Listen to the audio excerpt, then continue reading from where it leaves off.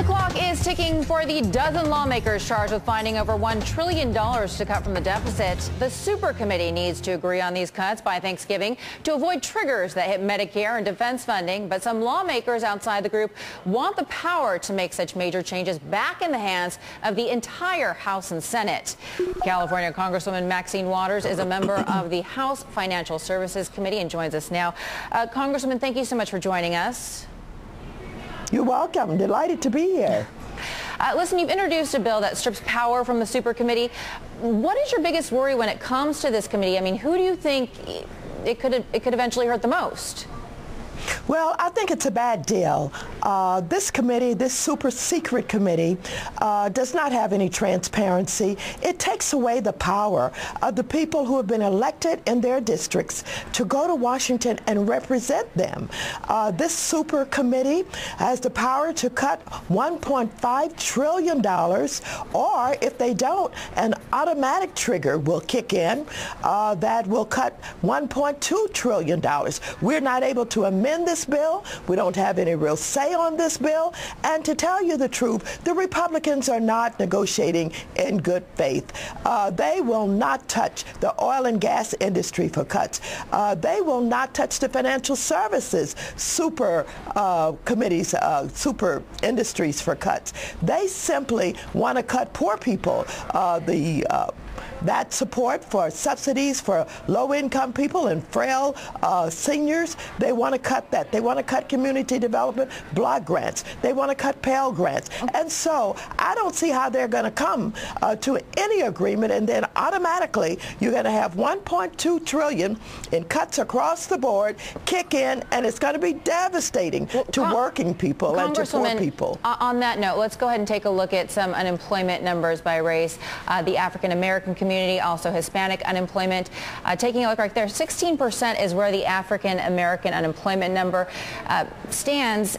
I wanted to ask you, because this is a bill that's going to be voted on anyway.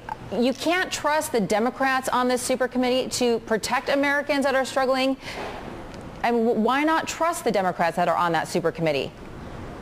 Well, the fact of the matter is you have the leadership from both houses on this super committee, and basically the Democrats don't have the numbers and the power to really stop this. And so it should not be 12 members that are handpicked. It should be regular order of business by the Congress of the United States to allow the members who have been elected by the people to have their input, to make amendments, to have a voice, and to be a part of the debate.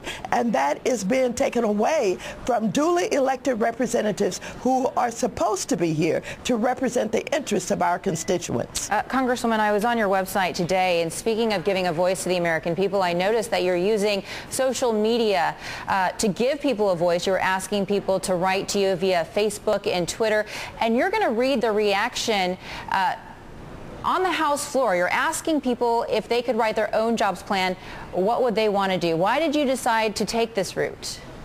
And do you think it's going to be effective? Well, I certainly do. I think that we should take every effort possible to include the people in what goes on in Congress. And we have this big jobs bill up.